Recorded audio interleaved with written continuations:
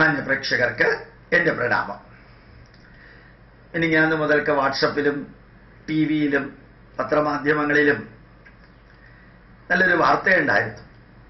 ഗംഗേശാനന്ദ എന്ന കള്ളസ്വാമിയുടെ അത്യാവശ്യമുള്ള അവയവം അത് മുറിച്ച ഒരു ഹിന്ദു പെൺകുട്ടി കാണിച്ച ചങ്കൂറ്റത്തെക്കുറിച്ച്.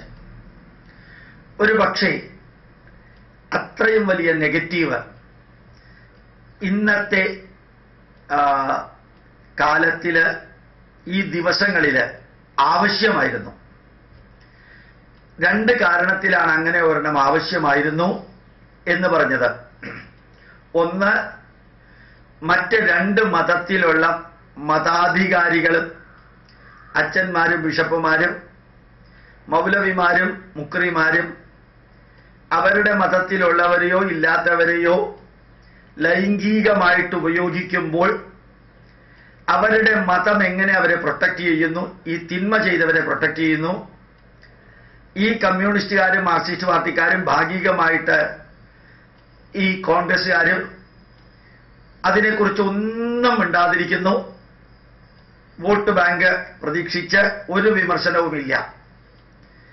അതേ സമയത്ത് ഹിന്ദു സന്യാസിക്ക് ഇത് സംഭവിച്ചപ്പോൾ ഹൈന്ദവ ജനത എങ്ങനെ ശക്തമായിട്ട് ആ സന്യാസിക്കെതിരെ പ്രതികരിച്ചു എന്ന് കാണിക്കാനും, അതുപോലെ തന്നെ ആ സന്യാസി ചെയ്തത് 100% തെറ്റാണെന്നും, ഹിന്ദുക്കളിൽ നെഗറ്റീവ് സംഭവിക്കുമ്പോൾ ഈ രാഷ്ട്രീയക്കാർ ഹിന്ദുക്കളെ മൊത്തത്തിൽ എങ്ങനെ അവഹേളിക്കുന്നു എന്ന് ലോകത്തിന് മനസ്സിലാക്കാൻ, ന്യൂനപക്ഷങ്ങൾ എന്ത് ചെയ്താലും രാഷ്ട്രീയക്കാർ മിണ്ടാതിരിക്കുന്നു എന്നുള്ളത് കാണിക്കാനും, ഹിന്ദുക്കൾ എന്ത് ചെയ്താലും സമുദായത്തെ ഒരുമിച്ച് അവഹേളിക്കുകയും ചെയ്യുന്നത് ലോകത്തിന്റെ മുമ്പിൽ തുറന്നു കാണിക്കാൻ ഒരവസരം കിട്ടിയതാണ് ഗംഗേശാനന്ദയുടെ സംഭവം.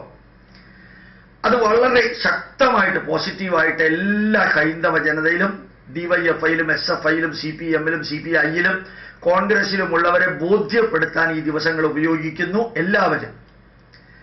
രണ്ട്, ഈ ഒരു പെൺകുട്ടി ചങ്കൂറ്റത്തോടുകൂടി ഈ കള്ളസ്വാമിയുടെ ലിംഗം മുറിച്ചത് അത് കേട്ട് അറിഞ്ഞ ഉടനെ എനിക്ക് തോന്നിയത്, ഈ കൊട്ടിയൂര് കണ്ണൂരിലുള്ള ദിവ്യഗർഭം നൽകിയ ആ അച്ഛനെ അടുത്ത് വരുമ്പോഴത്തേക്കും ആ പെൺകുട്ടിയെ ഇങ്ങനെ ഒന്ന് പഠിപ്പിച്ചിരുന്നെങ്കിൽ 10 മാസം അയാളുടെ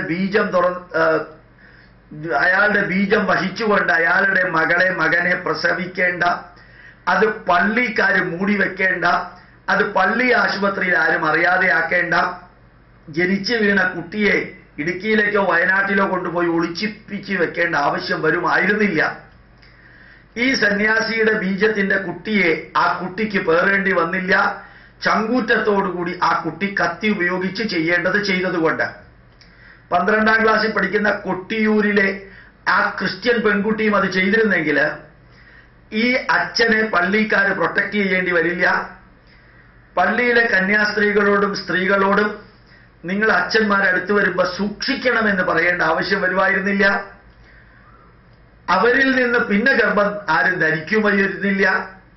അപ്പൊ ആ ക്രിസ്ത്യൻ പെൺകുട്ടികളെ പോലെയുള്ളവർക്ക് ഒരു മാതൃകയായിട്ട് ഒരു ഹിന്ദു പെൺകുട്ടി വന്നു എന്നുള്ളതിൽ അഭിമാനം. ആമേൻ എന്ന പുസ്തകത്തിൽ ജസ്മി എന്ന സ്ത്രീ കന്യാസ്ത്രീ ആയിരുന്നവരത് ഉപേക്ഷിച്ച് വന്നപ്പോൾ അവർ പറയുകയുണ്ടായി, കന്യാസ്ത്രീകൾ അച്ഛന്മാരോട് കൊഞ്ചി കുഴഞ്ഞ് സംസാരിക്കുമ്പോൾ മദർ സുപ്പീരിയറിന് എന്ത് ടെൻഷനാണെന്നറിയാമോ എന്ന രീതിയിൽ, ഞാൻ കൊട്ടേഷൻ അല്ല പറയുന്നത്, സന്ദേശം ആ പുസ്തകത്തിൽ ഞാൻ വായിച്ചു. ഞാൻ ആ മദർ സുപ്പീരിയറിനോട് പറയുന്നു, ഈ പെൺകുട്ടിയെ ഒന്ന് വിളിച്ചിട്ട് ഒരു മാലയിട്ട് കന്യാസ്ത്രീകൾക്ക് എന്താ ചെയ്യേണ്ടതെന്നൊന്ന് പഠിപ്പിച്ചു കൊടുക്കാം, നന്നായിരിക്കും. നിങ്ങൾ ട്രെയിനിങ് കൊടുക്കണ്ട, ഇവിടെ ഒരു കുട്ടി ട്രെയിൻഡ് ആയിട്ടുണ്ട്. അപ്പോ പള്ളിക്കാർക്കും, അതുമാത്രമല്ല ഈ കൊട്ടാരക്കരയില് ആണുങ്ങളെ പെണ്ണുങ്ങളെ പോലെ ഉപയോഗിച്ച സെമിനാരിയിൽ അച്ഛന്മാരുണ്ട്. ആ ആണുങ്ങളോടും പറയുക, അവർക്കാവുമ്പോൾ കൃത്യമായിട്ട് അറിയാം എവിടെയാ മുറിക്കേണ്ടതെന്നുള്ളത്. ആ ആണുങ്ങളോടും ഈ പെൺകുട്ടിയിൽ നിന്ന് പഠിക്കാൻ പറയാം എന്താ ചെയ്യേണ്ടത്. പിന്നെ ആരും ഉപദ്രവിക്കില്ല. മാത്രമല്ല വളരെ ഭംഗിയായിട്ട് ഒരു വരി കൂടി ഇതിന്റെ ടൈറ്റിലായിട്ട് കൊടുക്കാൻ ആഗ്രഹിക്കുന്നത്, ശരിയായ ശരീഅത്ത് ഇതാണ്. ശരിയായ ശരീഅത്ത് ഇതാണ്. ഞാൻ കേട്ടിട്ടുണ്ട്, വായിച്ചിട്ടില്ല. പ്രവാചകൻ നബി പറഞ്ഞിരിക്കുന്നത്, നിന്നെ കൈകൊണ്ടാണ് ഒരുവൻ വേദനിപ്പിച്ചതെങ്കിൽ അവന്റെ കൈ മുറിച്ചു കളയുക, കൈകൊണ്ടാണ് കളവും അതുപോലെയുള്ളത് നടത്തിയതെങ്കിൽ അവന്റെ കൈ മുറിച്ചു കളയുക, കാലുകൊണ്ട് ദേഹോപദ്രവം ഏൽപ്പിച്ചിട്ട് വേദനിപ്പിച്ചിട്ടുണ്ടെങ്കിൽ അവന്റെ കാല് മുറിച്ചു കളയുക, നാക്കുകൊണ്ടാണ് ദേഹോപദ്രവം ഏൽപ്പിച്ചിട്ട് അല്ലെങ്കിൽ മാനസികമായിട്ടും ശാരീരികമായിട്ടും വേദനിപ്പിച്ചതെങ്കിൽ ആ അവയവം മുറിച്ചു കളയുക, ഗംഗേശാനന്ദ സ്വാമിയുടെ വേറെ ഏതോ അവയവം കൊണ്ടാണ് വേദനിപ്പിക്കാൻ ശ്രമിച്ചതെങ്കിൽ അതങ്ങ് മുറിച്ചു കളയുക. അതല്ലേ കറക്റ്റായിട്ട് ശരീഅത്ത്. അപ്പൊ ഈ മൗലവിമാർക്കും മസ്ജിദിലുള്ള മുക്രിമാർക്കും ഈ പള്ളിയിലെ അച്ഛന്മാർക്കും കർദിനാൽമാർക്കും പോപ്പ് ലോകം മുഴുവനും നടന്ന് സുവിശേഷം പ്രസംഗിച്ച ഈ ക്രിസ്ത്യൻ മിഷണറിമാർ ഉൽപ്പാദിപ്പിച്ച കുട്ടികളുടെ മുമ്പില് പ്രായശ്ചിത്തവും മാപ്പും പറഞ്ഞ് നടക്കുന്നതിന് പകരം ഇതെങ്ങനെ കറക്റ്റായിട്ട് ഉപയോഗിക്കേണ്ടത് എന്ന് ഈ പെൺകുട്ടിയിൽ നിന്ന് ഒന്ന് വിവരണം കേട്ട് നേരെ സർക്കുലേറ്റ് ചെയ്ത് കഴിഞ്ഞാൽ ഭാരതത്തിൽ ഒരു സംസ്ഥാനത്തിലും സുവിശേഷത്തിന് പോകുന്നവർ അവരുടെ മക്കളെ കൊടുത്തിട്ട് ഇങ്ങോട്ട് തിരിച്ചു വരില്ല. അപ്പോ ശരിയായ ശരീഅത്ത് ഇതാണ്. അതാണ് ഭംഗിയായിട്ട് ആ കുട്ടി നടപ്പാക്കിയത്. ഏതായാലും ഇതെല്ലാ സ്വാമിമാർക്കും ഇതൊരു പാഠാണ്, എല്ലാ അച്ഛന്മാർക്കും ഇതൊരു പാഠാണ്, എല്ലാ മുക്രിമാർക്കും മുല്ലമാർക്കും ഇതൊരു പാഠാണ്.